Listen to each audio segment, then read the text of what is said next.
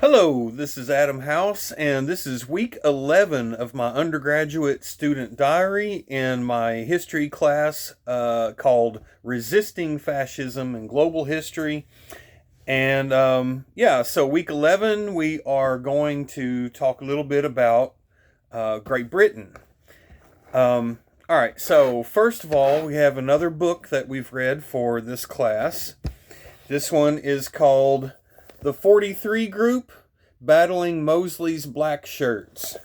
This book is written by Morris Beckman, one of the members of the 43 Group, and this book is published in 1992 by Centerprise Publications. So again, there we go, 1992 publication. And I want to say about this book, it's a good book. It's definitely worth your time. It's definitely worth the read.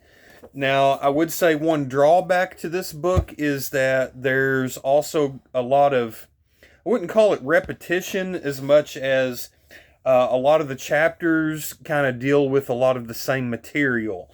And so it's sort of an autobiographical account, as well as a well-researched account of the street battles and the broader picture of what was going on between the fascists in Great Britain following World War II and what had come to be known as the 43 Group. So again, the book is good. It's worth reading, but several of the chapters are just kind of, they're talking about the clashes that they had in the street and kind of recounting those clashes and kind of just talking about how they played out. And a lot of it's just the same kind of, a bunch of people had brass knuckles, or a bunch of people had hickory wood stick or something like that, or were throwing bricks or something like that.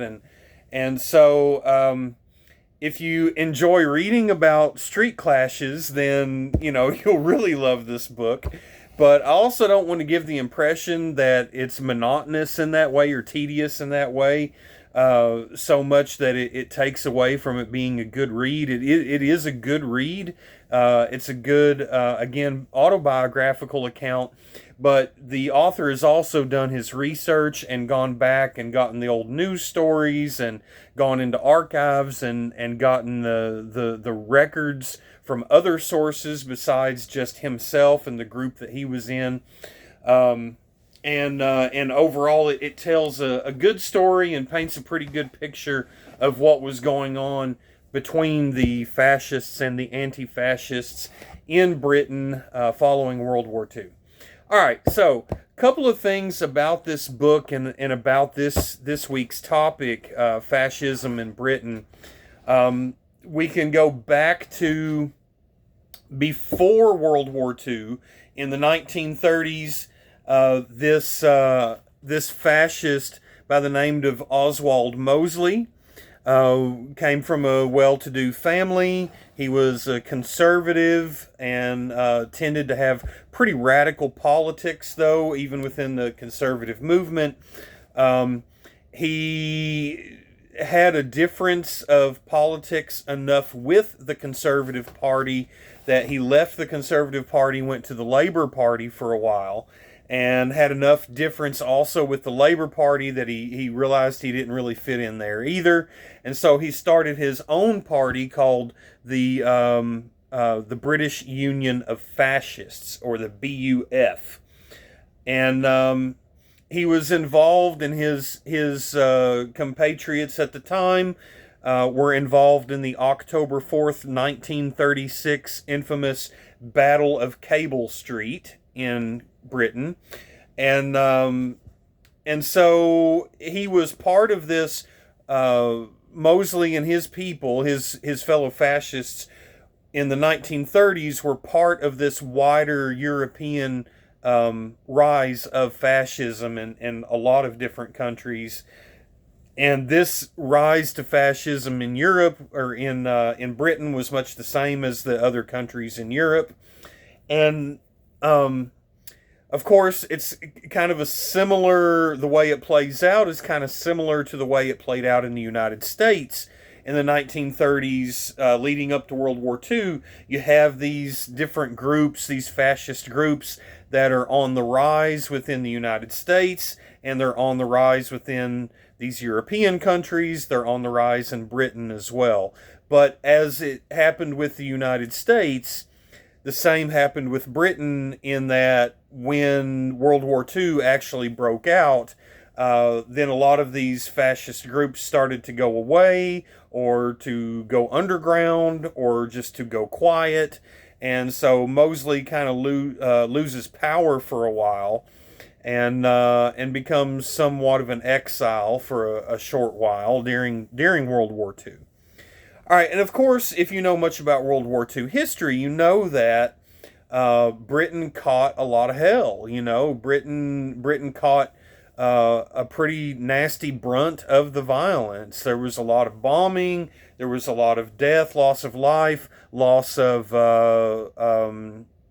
just resources in general that went into fighting the war, that were lost as a consequence of the war. And so you get through the war then, and one of the things that's so interesting about this book and this story by Morris Beckman is that, World War II basically ends in 1945. Adolf Hitler commits suicide in his bunker in the spring, going into summer. And things are pretty well over and done with at that point. It's not long thereafter that the Japanese are defeated, and so World War II ends in 1945. There have been millions upon millions of people who have died in this war, a worldwide war. So basically everybody in the world felt the consequences in some way, shape, or form, were affected by this war. It's not hyperbolic to say that the whole world was engulfed in the fallout of this war. And so, it's the kind of thing nobody wants to repeat. It's one of the reasons for the rise of the United Nations, and for many of the, like the Marshall Plan and things that happen, the economic plans and the military plans, the things that happen immediately following the war are, if not primarily done, at least in part done, as with the notion that this is going to help us avoid another future world war. And so the point here is just that people really wanted to avoid the war, another war, and fascism had just been defeated. The Third Reich had just been defeated. The Japanese Empire had just been defeated. And so, fascism was a defeated enemy. It was very unpopular. People were glad to be out from under its tyranny. And so at this point, you would think that maybe, if you had been a fascist, or if you had been a Nazi during the war, that you would maybe not want other people to know that about you if you could help it. And even if you had not participated in any way in the war, or taken some kind of hardline political position one way or another, the point is, basically, you wouldn't think anybody would want to be known as or identified as a fascist. But after the war ends in 1945, within 1 year, there are fascists marching on the streets of Britain.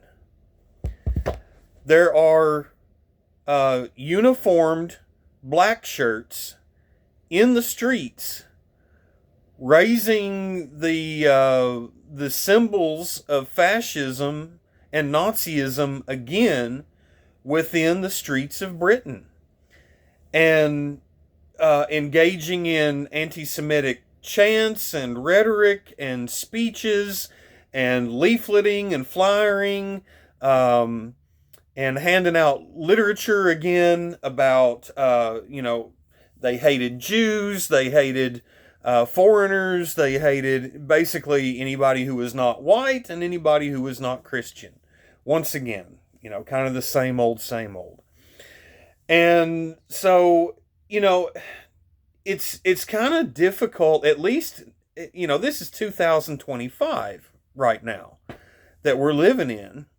And at least at this, even though I'm old enough, like I remember the World War II generation. When I was a kid in the 1980s, when I was growing up, all the old people were the World War II generation. And so, I knew those people, and I listened to their stories, and I heard them talk, and I know what kind of people they were, and a lot of them helped to form who I have become. And it's just very difficult for me to wrap my head around the idea that after all they had gone through, in the end of the war in 1945, that less than a year later, you would have fascists in the streets marching and organizing again already. So, one of the lessons we can take from this is that fascism is, in a way, you could say it's never truly defeated. It keeps coming back. It's one of those things, no matter how many times you kill it, it always finds a way to come back again. So, let's see. So every generation kind of has to face its own version of fascism, and we've talked about how different countries have had to face their own versions of fascism that springs up with its own flavor in that geographical area. And so one of the things that's going on here, it begs the question, with fascists back out in the streets organizing again in Britain, of all places, after World War II, within a year of the end of World War II, it begs the question of, how, why would that happen? How could that happen? And one of the answers to that is that the British Empire still had authority and influence over the area of Palestine. And so one of the things that was happening there was that there were Jews who did not agree with British policy over the Palestinian area. And so there were people engaged in acts of political violence and terrorism against Britain because of they felt like that Britain was not doing a good job of watching out for Jewish interests. And so, they were taking this out on Britain. And because in Britain, people knew that there was violent Jewish resistance to British policy regarding the Palestinian people, that bred some anti-Semitism within Britain. And so it kind of helped to make the British people, at least some of the British people, kind of ripe for the picking, if you will, for fascist rhetoric. And we even see this up until today, how some of the same rhetoric that has been used by the Nazis and other fascist movements and fascist regimes throughout history is shared by some of the Palestinian history, the governments and the culture and some of the people there have engaged in some of the same anti-Semitic tropes and anti-Semitism and conspiracies and whatnot. A lot of that stuff has spread there the same. So anyway, this is one of the things that contributed to the British people kind of being a little bit more open to listening to anti-Semitic rhetoric like you would expect to get from a fascist movement. And so Mosley, Oswald Mosley comes back after World War II, and he starts a new group within Britain. His fascist movement then begins to organize, and one of the things that they focus on is trying to unite the little different factions.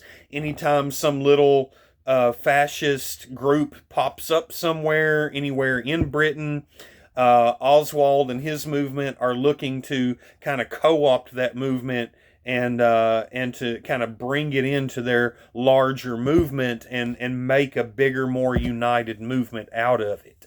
So let's see here before I get too far off into check a couple of my notes here.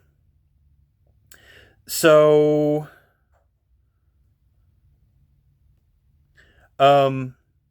So what happens is, and what this book is really about, Morris Beckman's story, is about how, there were a lot of veterans, and Jewish veterans in particular, that had just finished defeating the Third Reich in World War II. They're seeing Mosley's blackshirts start to become a political force again, that they're actually gaining some traction and having influence in the culture, gaining some power, and they're concerned that Mosley is going to be able to turn this fascist movement into real political power in Britain here only a year since the defeat of the Third Reich. And so Beckman and these other Jewish World War II veterans, they just can't stand for it. They absolutely refuse to see fascism rise within their own country. So they get together, there's a bunch of them, they start to get together and have meetings and talk about it. And out of this comes the idea that they need to organize and they need to form an actual organization, or at least a movement to resist rising fascism in Britain in 1946. And so they do. Now, what happens is, and now they're not all Jewish, but an interesting note here, a few weeks ago, we talked about Jewish resistance to the Nazi regime during World War II, or during the rise of Hitler, and the fact that there was Jewish resistance.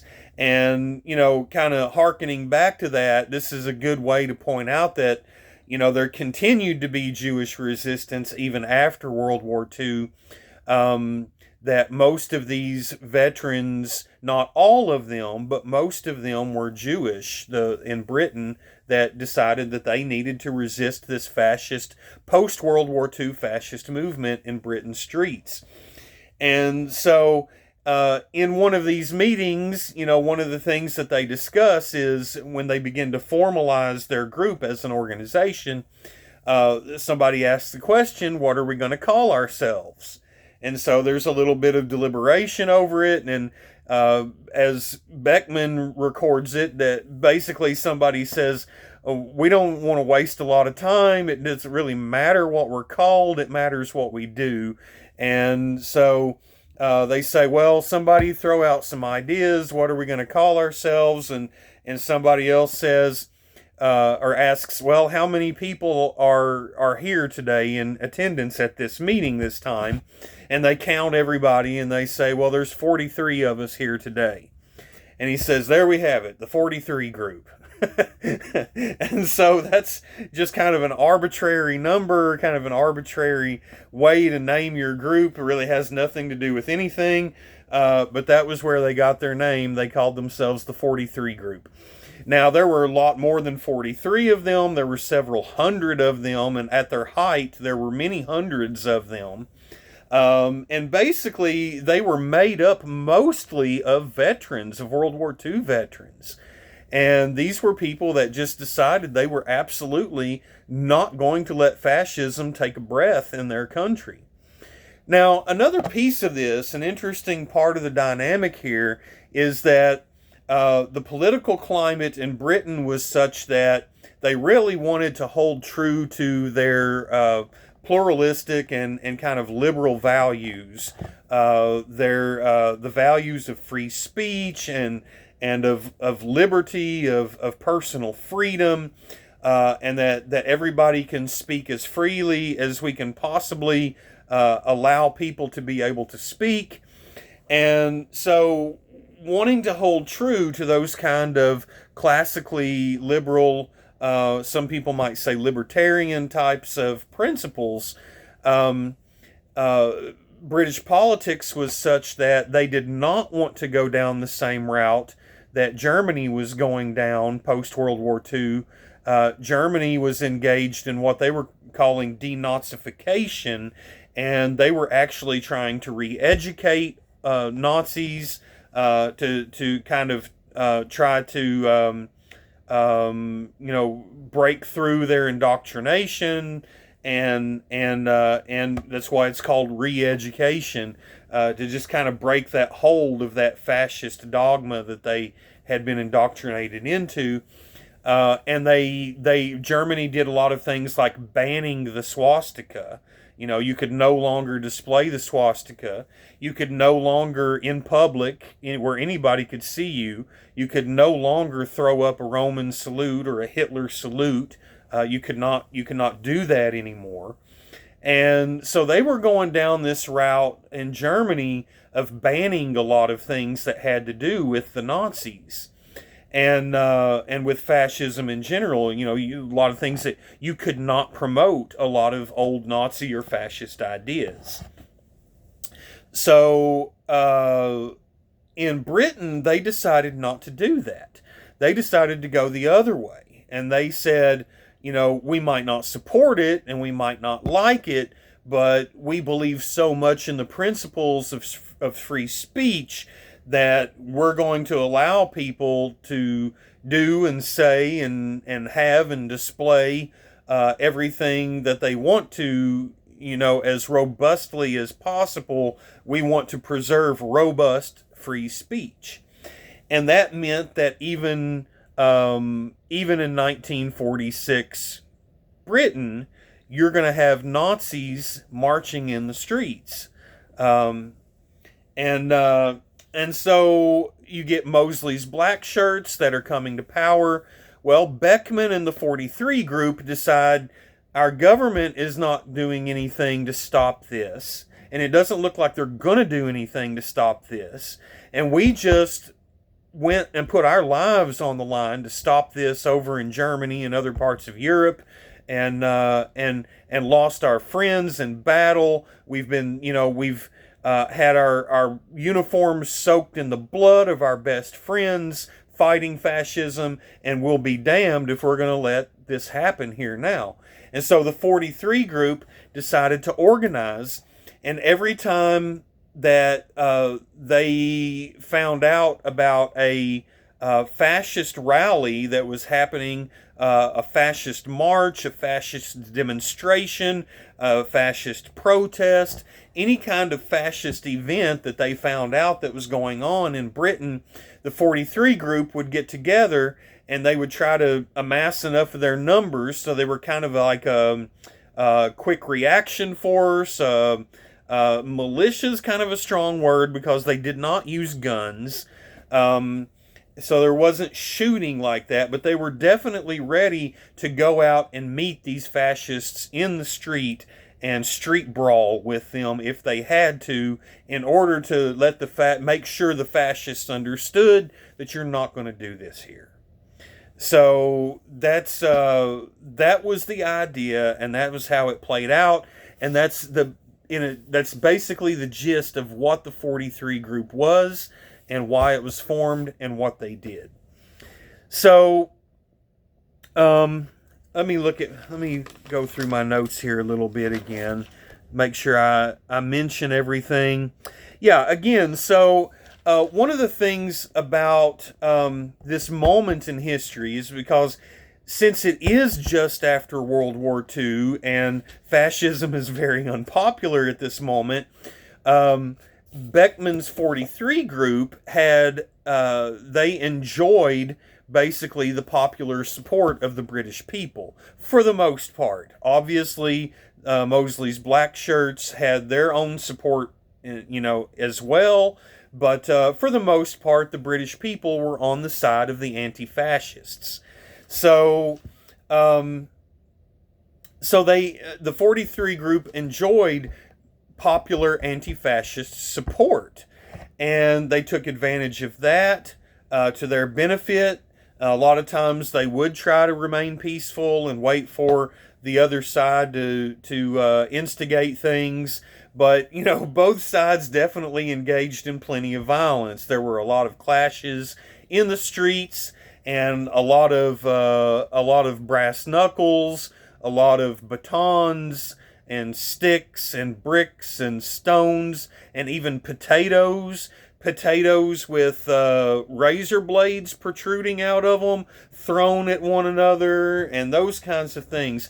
Broken noses, broken ribs, gashed, big scars and gashes in people's skin all over different parts of their body, and, all these broken bones and whatnot. There was a lot of that. And this goes on for about 3 or 4 years. And so the 43 group, I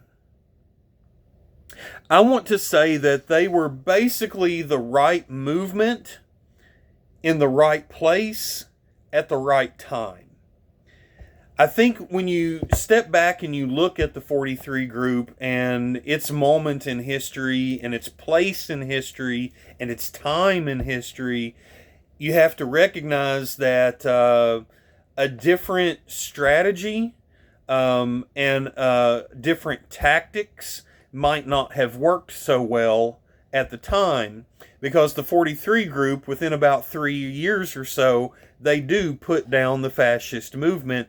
And basically, Mosley's blackshirts get discouraged. A lot of them quit and start to give up. And they realize that anywhere and everywhere, every time they try to march or hold some kind of event or anything, that they're just overwhelmed by the 43 group and its supporters. And so basically, the 43 group is a grassroots movement of British people. Again, heavily Jewish, heavily war veterans from World War II, but they come from all different types of backgrounds, and they successfully put down a post-World War II fascist movement in their country. And so I think it's just a good case in point to show that not every scenario calls for the same tactics. Not every scenario calls for the same strategy. In other words, in each individual country that fascism might arise in at any given point in history may call for different strategies and different tactics than what have been used in other countries at other times by other people. So what the 43 group did might not work in another scenario somewhere else. But again, I think when you take a step back and look at it within the wider context, the 43 group was basically the right movement in the right place at the right time. The things that made them strong, the things that made them successful, we want to ask the question, anytime there is a successful anti-fascist movement, succeeds in putting down rising fascism, what can we learn from it? What can we glean from that historical record, from that experience that could be, what can we learn and what could be harnessed for future efforts? And one of the things is that, they did enjoy popular support at the time in that place. So that was definitely a huge boon to their efforts. Um, they were populated largely by war veterans and a lot of Jewish people. So they had both the uh, very real threat that they felt as Jewish people, and they also had very real skill sets because of their veteran status and their war experiences. They had a lot of tools in their belt to work with. They had a lot of skills, and they not only that, but they did enjoy wider support and wider involvement from people who were not only communist or socialist or Jewish, but also from liberals, from even people who might describe themselves as conservatives. So it was a very big tent. And when you have such a big tent of a popular movement that draws from all different demographics and ideologies and backgrounds and experiences of all different types of people, you have a real recipe for success. You're not limited in your scope or in your abilities. And so I think this was a huge advantage that they were able to enjoy in their efforts. Versatile membership that went beyond just the usual suspects, as it were, of who you might consider to be the anti-fascists any given time. Strength, versatility, enjoy popular sentiment, and one of the elements here, and it is actually mentioned in the book, the 43 group was often slandered as a communist group. And while there probably were communists, there definitely were communists involved in the group, there were definitely a lot of other people involved that were not communists, and some people who would have even considered themselves anti-communists. But they were working together with these different ideologies against their common enemy of fascism. So, if nothing else, I think this is another great lesson we can take from history. Even if you're going to be slandered as a communist or something else that maybe you don't want to be identified as, you go ahead and you trudge forward and you do the right thing, and you still fight that fascist menace, which is what people affiliated with the 43 group did. So just like before, we've talked about not all, or that all Nazis are fascists, but not all fascists are Nazis. Fascist is a bigger classification. Nazi is one of the sub-classifications within different types of fascists. Well, you could say the same thing about communists and anti-fascists. All communists are anti-fascists, but not all anti-fascists are communists. Anti-fascists can be everybody. All right? Yes, communists are anti-fascists, but they're just one subgroup. There are many other types of anti-fascists. In fact, if you're not a fascist, then you can be an anti-fascist. You can be a socialist anti-fascist. You can be a progressive anti-fascist. You can be a liberal anti-fascist. You can be a conservative anti-fascist.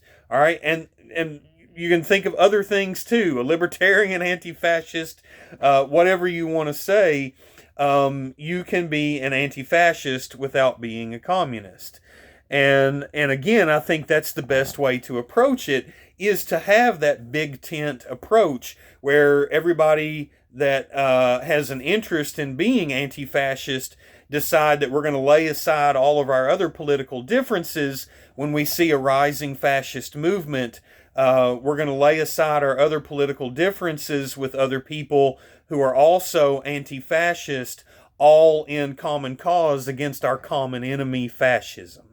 So we can all fight fascism. We can all be Antifa. All right. So let's see. We talked about that. A couple of side notes here.